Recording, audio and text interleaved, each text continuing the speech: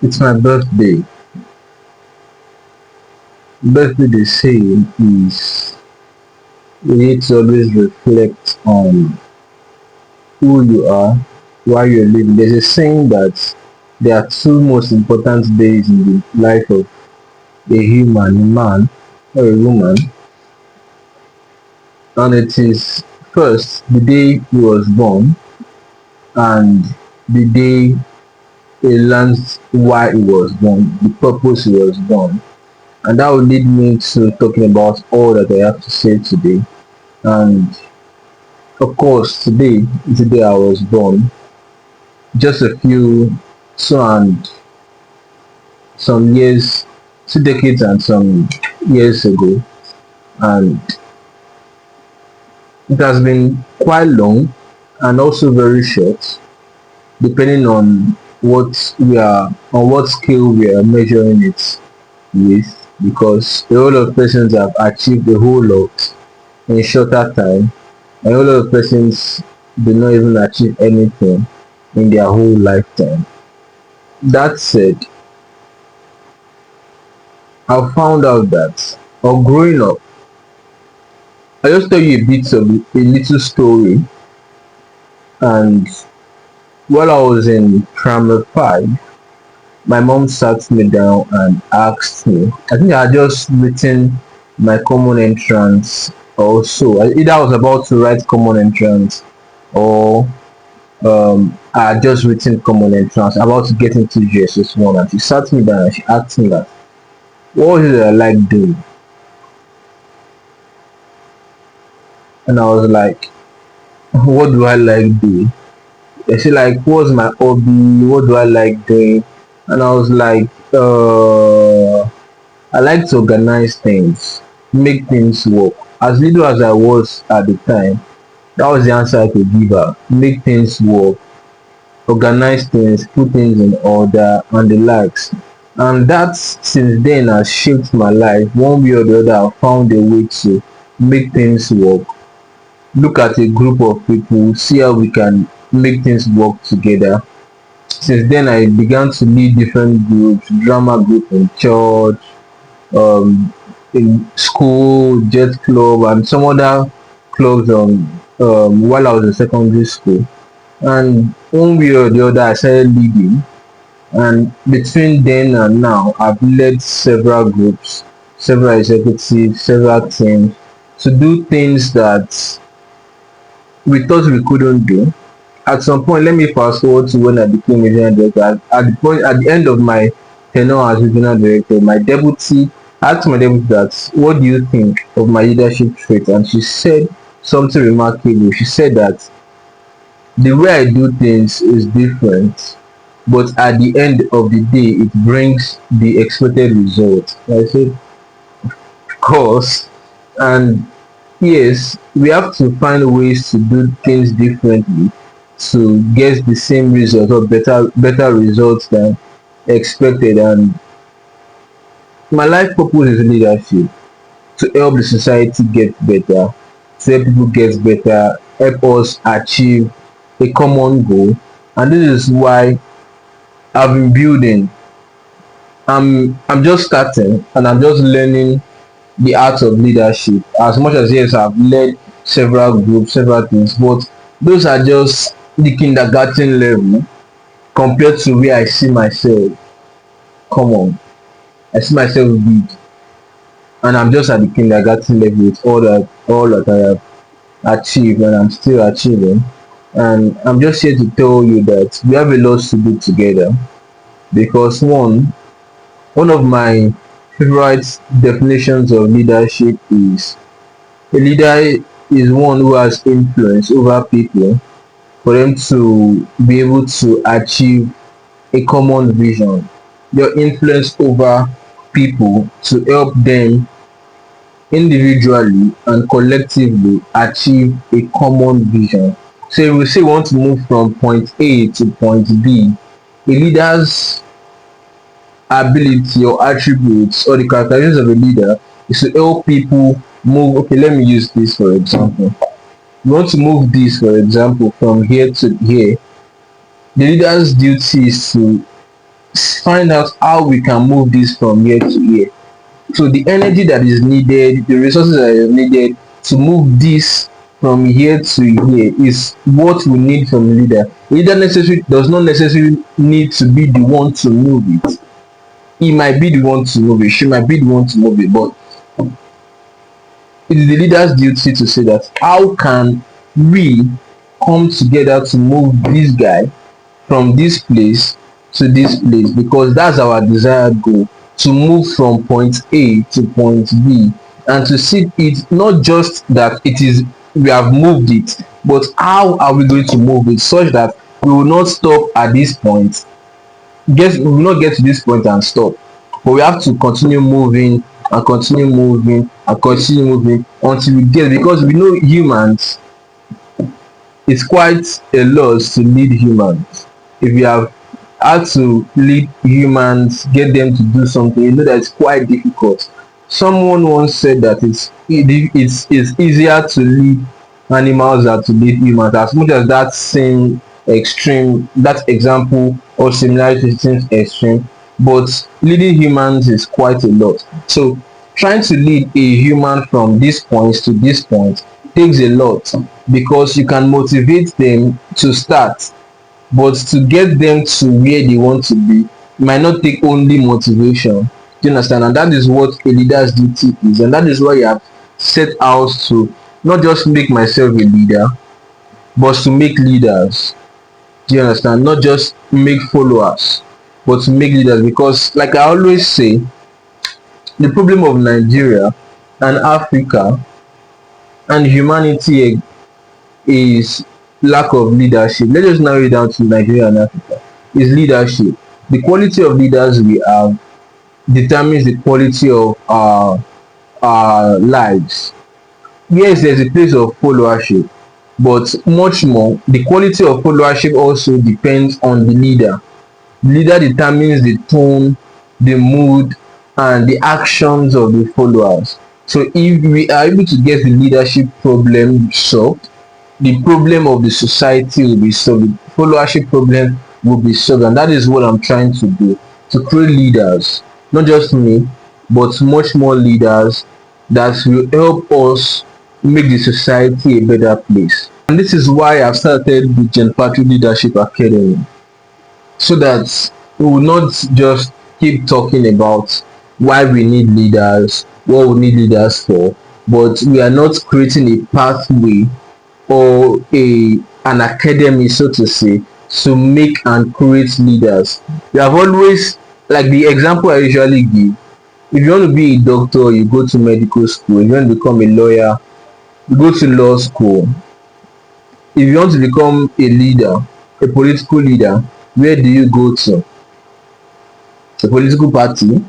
Maybe not, because most political parties do not have institutions where they train people to become leaders. They only become politicians. And that is why when this set of people get into office, they keep running politics.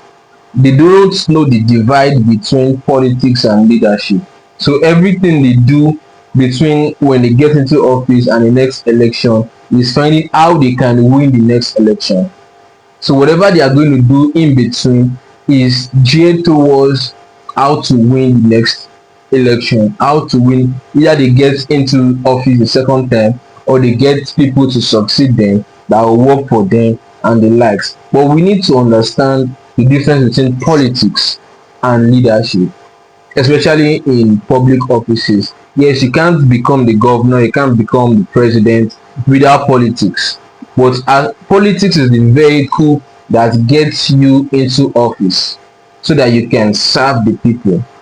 But you do not now get used to politicking, that you do not know when to stop politicking and start leading. So that is why we have the Gen Patrick Academy, not just to train you to become leaders, but to train you to understand what politics is and how to go about it, and know when it should stop and when leadership should start. Of course, we can't stop leading. We have to always continue to lead, always continue to lead. Even while we are playing politics, it's still some aspect of leadership. We want to get into office. Yes, we want to help the society, we want to help solve electricity problem, water problem, the road, security, education, the economy, every aspect of life. We want to ensure that our technology is getting better, the fashion industry is getting better. We are creating opportunities across several industries. Yes, we are going to do that, but the only way you can do that is that you have to play politics well, provided you want to do it in the public space, in the public sector. You can always, yes, there are people who say that, yes, why not just do it in the private sector? You can start a fashion business, you can start a record label, you can start a film company, whatever, you can start a technology company and the likes. But there are policies that you would need to make those things better. Let's take example of a manufacturing company. These days, let's take for example the wristwatch. We don't need to produce the wristwatch in Nigeria because we already have imported wristwatches. But if there's going to be a company that's going to start producing wristwatches, I mean, once that company to thrive, we will need policies that will stop the importation or reduce the importation of wristwatch. Do you understand? That's where we need the public offices to create policies that support growth of our economy. So we do not just need the private sector only. We need the public sector to work well to create policies that will advance the private sector. Yes, Nigeria has seemingly chosen the capitalist system, so for people to own institutions, own means of production, to make wealth, to create products and the likes. But we need the government to put this private sector in check, such that they do not do whatever they are doing just for private interest and not for public interest. So it is the uh, governors, the president, the senators, the honorables, the local government chairmen, the councillors that will create policies that will ensure that this private sector is doing what is needed for the public.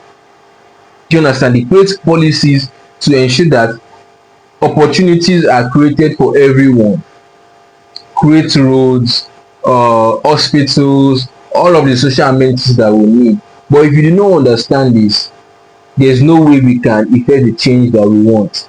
Yes, it is saying that be the change you want to see, and that is why we are here. That's why I'm talking today, because I need you to be the change we want to see. I can't do it alone. You can't do it alone. We need to create a whole lot of leaders. We need to create more leaders, so that if I'm becoming the change I want to see, you are becoming the change you want to see. We can't do it alone. You and I can't do it alone. We need hundreds of thousands of others, thousands others. As I always say that a corrupt politician is not corrupt alone as an individual. He needs other persons to help him carry out his corrupt act. For example, if there is a project, let's say that we want to the government wants to purchase this cup, for example, they want to purchase millions of this cup and it costs, let's say, 100 million naira, for example, to purchase or to produce a million, or let's say 500 million units of this. It costs 100 million. A corrupt person will probably inflate the price to 150 million or 200 million or 300 million, whatever. Let's assume he inflate it to 200 million. He can't inflate that himself alone. He will need the contractors help, he will need the bankers, he will need his SSAs and the likes to ensure that the inflation of the price is done effectively. Those he is going to, let's say a governor is the one in charge of that thing, he's going to take it to the state house of assembly for it to be accepted, debated on and accepted and passing to law, and him getting the permission to go ahead with that project. He would also need honorables to be a part of that game, of that corrupt act, to ensure that that thing goes on. So you will notice that at the end of the day he's not corrupt on his own. He needs other hands. That means that if you want to tackle corruption, you cannot just change the governor. You have to change the other persons around him, either in his executive cabinet, in the in the legislature, in the parliament, in the legislature, in the House of Assembly, in the judicial system also. Because now you hear politicians say that go to court. They are so proud that they have the courts on their side. They can do anything, the court will support them. But so we need to change that also. We need to get corrupt judges out. We need to get corrupt lawyers out also. And how do we do this? We don't just do this by saying, oh, we carry placards. Yes, there's a place of carrying placards, going on protests and the likes. But we need to create persons who will fill up that position when we send those persons out. And that is why I'm here. And that's why we are here, to ensure that we continue to train leaders. Yes, there are some persons that say that I don't need to do politics to effect change. Yes and no, because if as a private sector person you are trying to do something, let's take example of, I think between 2023 and 2003 and 2007, somewhere, I can't really remember the exact date. I think the federal government put set the policy that stops importation or reduce the importation of furniture. There are businesses that stopped running because of that policy. Do you understand? That seemed like a good policy for the country, so as to increase production of furnitures in Nigeria. Now let's assume that that was a wrong policy. You need to have persons in the private sector to make policies, but the private sector can't make policies. You need persons in the government to make policies that support what you are doing. So if you are trying to do what is right, probably in the private sector, we need people in government also to create policies that support what we are doing. So the private sector and the public sector goes hand in hand. I hope you get what I'm trying to say. The private sector and the public sector goes hand in hand. So one cannot be independent of the other. The same way my left hand is not independent of my right hand. My left hand is not independent of my right hand. They work together. This hand is clean. This hand cannot, if this hand is dirty, it cannot clean itself. I need this hand to wash it. That's the private sector and the public sector working together to create the society we need. And this is why I have made this video today, to tell you that I found purpose in not just becoming a leader that will help Nigeria get better and Africa get better, but to also create leaders, because I can't do it alone. You can't do it alone. We need to come together to do it together. That makes sense. We need to come together to do it together. And this is why I'm running the John Patrick Leadership Academy, to train leaders. I've said it several times and I'm going to say it and keep saying it, to train leaders across Nigeria, across Africa, so that we can brainstorm and come up with ideas and get into positions of authority that will bring about the change we want to see. So join me. I'll drop a link, or probably a QR code and a link in the comment section in the description for you to join my WhatsApp channel, where we'll continue having discussions. And then whenever we have programs and events that will be coming up, you'll be aware and be able to work together. I hope you've learned something today. Cheers. And also, happy birthday to him. Happy birthday to John Patrick. Happy birthday to me. Sorry, I don't know how to sing. Bye. Peace out. Cheers.